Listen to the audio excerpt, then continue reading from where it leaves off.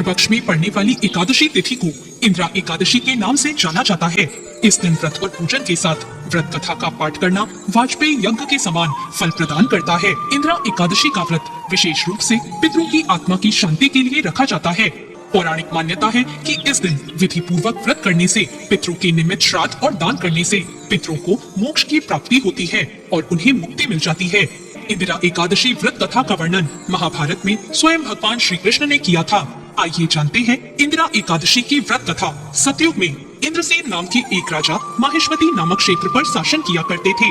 इंद्रसेन परम विष्णु भक्त और धर्मपरायण राजा थे और सुचारू रूप से अपना राजकाज कर रहे थे। एक बार देवर्षि नारद का उनकी राजसभा में आगमन हुआ। राजा ने देवर्षि नारद का स्वागत सत्कार किया और उनसे आने का कारण पूछा। नारद जी ने बताया कि कुछ समय पहले वो यमलोक गए थे और वहाँ पर उनकी मुलाकात राजा इंद्रसेन के पिता से हुई थी। नारद जी ने कहा, आपके पिता ने आपके लिए एक संदेश भेजा है। उन्होंने कहा है कि उनके जीवन काल में एकादशी का व्रत भंग हो जाने के कारण उन्हें अभी तक मुक्ति नहीं मिल पाई है और उन्हें यमलोक में ही रहना पड़ रहा है।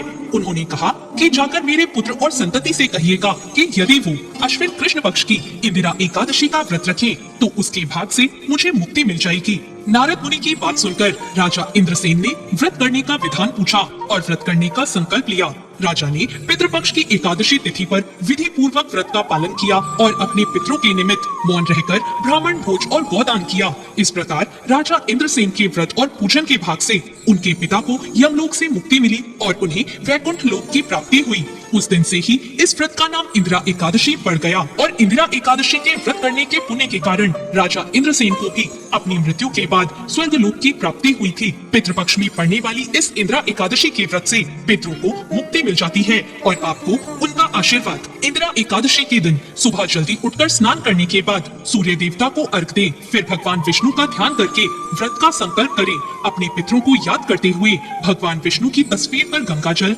पुष्प, रोली और चावल का भोग लगाएं और यह ध्यान रखें कि भगवान के भोग में तुलसी की पत्ती को जरूर रखें। पूजा करने के बाद पितरों का श्राद्ध करें और ब्राह्मणों को भोजन कराकर उन्हें अपनी क्षमता के हिसाब से दान दें। ऐसा करने से आपके पितरों को मुक्ति मिलती है और आपको उनका आशीर्वाद मिलता है। आज की कथा अच्छी लगी हो तो चैनल को लाइक और सब्सक्राइब जरूर करें। धन्यवाद।